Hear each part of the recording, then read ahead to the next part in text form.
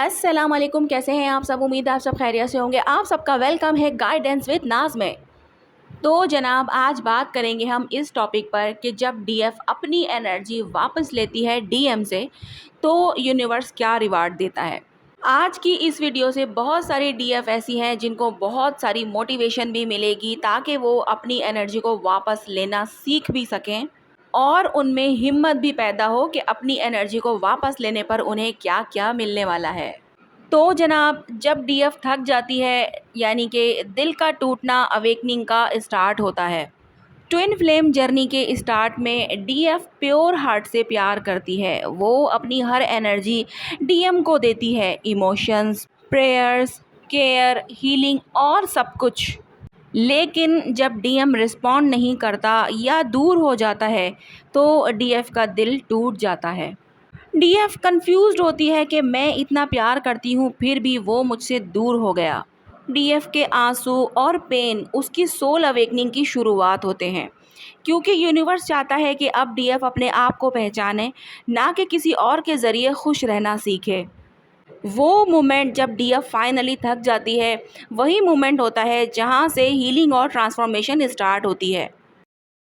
जब डीएफ समझ जाती है कि एनर्जी का बैलेंस बिगड़ गया है, यानी कि डीएफ को एक दिन रियलाइज़ होता है कि उसने अपना पूरा फोकस डीएम पर लगा दिया और ख़ुद के इमोशंस, पीस और हैप्पीनेस भूल गई। डीएफ को लगता था कि अगर वो और देगी तो डीएम बदल जाएगा या वापस आ जाएगा।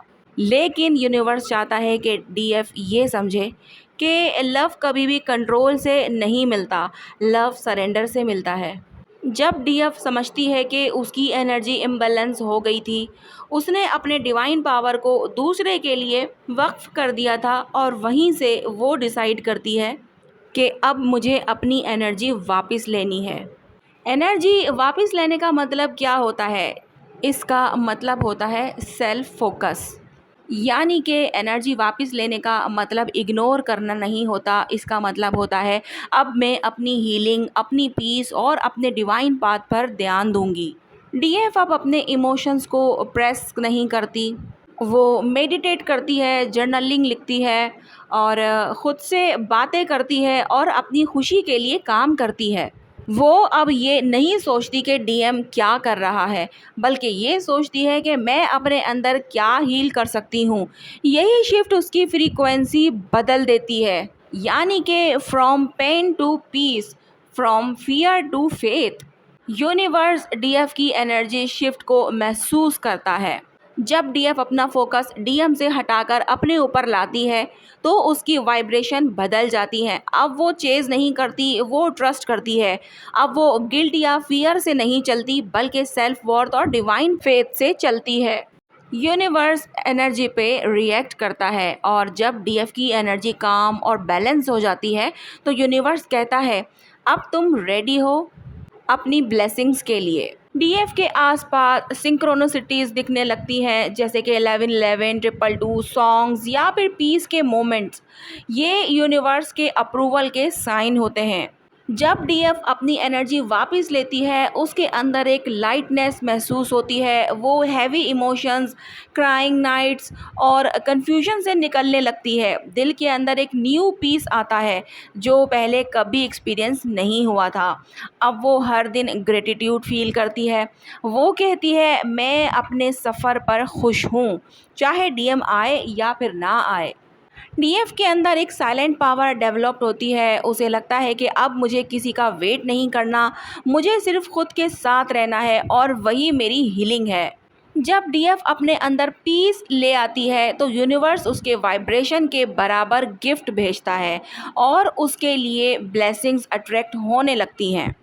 नई opportunities, financial growth, glow up और इनर हैप्पीनेस। ये रिवार्ड्स सिर्फ दुनिया के लेवल पे नहीं बल्कि स्पिरिचुअल लेवल पर भी मिलते हैं। उसके अंदर क्लैरिटी आती है, वो अपनी लाइफ पर्पस को समझने लगती है। यूनिवर्स कहता है कि अब तुम अपनी एनर्जी प्योर कर चुकी हो, अब मैं तुम्हें वही चीज़ें दूंगा जो तुम डिज़र्व करती हो। जब डीएफ चेस करना छोड़ देती है तो डीएम को अंदर से एक वॉइड महसूस होता है। उसे लगता है कि जैसे कोई एनर्जी चली गई है।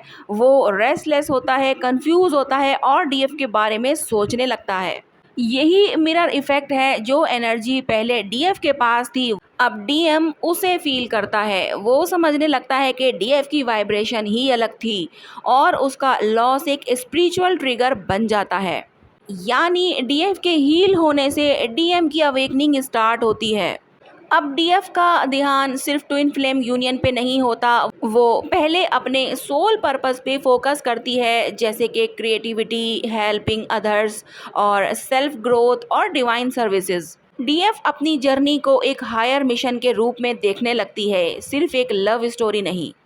और अब डीएफ का प्यार दुनिया के लिए भी एक्सपेंड होता है।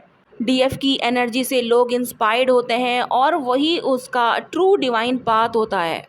यूनिवर्स कहता है कि तुम्हारा प्यार बेकार नहीं गया, तुम्हारा हर आंसू तुम्हें प्योर बनाने के लिए था।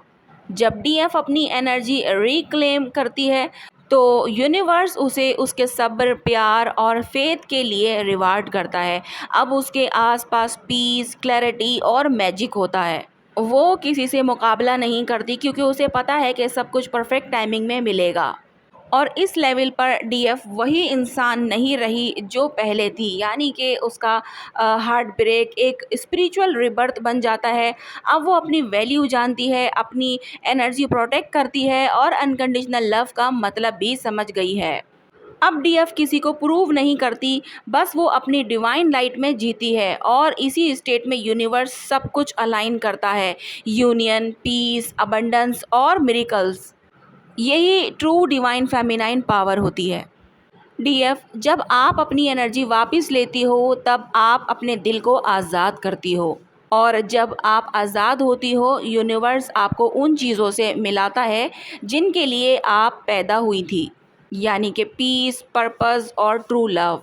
तो जनाब, आपने मुझे ये बताना है कि अब इस वाली स्टेट में, इस वाले लेवल में कौन कौन सी डीएफ एंटर कर चुकी हैं और कहाँ तक पहुँच चुकी हैं और उन्हें क्या क्या मिलने लगा है, क्या क्या अट्रैक्ट करने लगी हैं वो अपनी लाइफ में। और अगर अभी तक आपने ये सब करना नहीं शुरू किया है तो आपको करना चाहिए।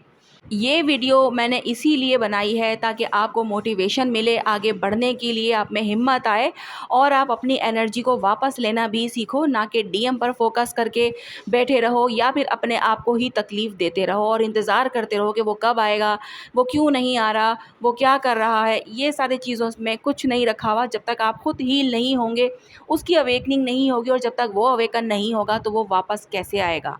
क्योंकि ये सवाल भी मुझसे बहुत बार पूछा जाता है कि डीएम की अवेकनिंग कब स्टार्ट होती है। तो आज की वीडियो में ये चीज़ भी क्लियर कर दी गई है कि आपके हील होने पर ही, आपके सरेंडर होने पर ही आपके डीएम की अवेकनिंग स्टार्ट होती है। तो अब आप ये देखना कि आप किस लेवल पर हो, क्या आपने सरेंडर कर दिया है, क्या आप हील हो या फिर आपका फोकस अभी भी सिर्फ उसी के ऊपर है, वही आपकी खुशियों का सोर्स है। तो जब तक आप इस एनर्जी में हैं तब तक तो डीएम की अवेकनिंग नहीं स्टार्ट होती है, लेकिन जब आप इस एनर्जी से बाहर आते हो, यानी कि अपनी एनर्जी अपने ऊपर ही शिफ्ट करते हो, तभी डीएम की अवेकनिंग स्टार्ट होती है और आपको यूनिवर्स की तरफ से भी रिवार्ड्स मिलते हैं। ठीक है जनाब, तो कुछ ना समझ में आया हो तो आप लोग कमेंट बॉक्स में पूछ सकते हैं, मैं बताने की पूरी कोशिश करूँगी। आज की वीडियो यहीं तक है, मिलते हैं हम लोग नेक्स्ट वीडियो में। अपना बहुत ज़्यादा ख्याल रखिएगा और मुझे दुआओं में याद रखिएगा। अल्लाह हाफ़िज़।